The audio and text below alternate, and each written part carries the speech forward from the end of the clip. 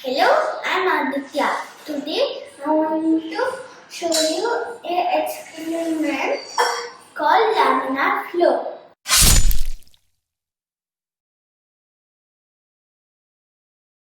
This experiment requires a stick, a sharp stick, a balloon, and a sellotape.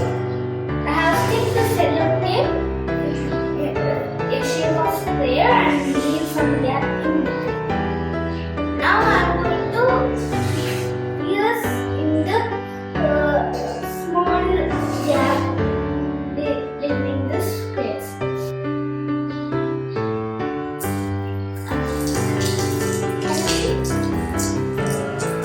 This is free. Till here it's freezed. But when you touch it, it actually flows. Because, see, this looks like ice.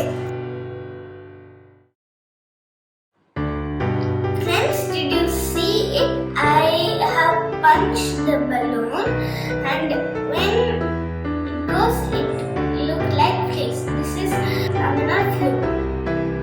In laminar flow, velocity and pressure are same. So when I punch the balloon, it looks like freeze.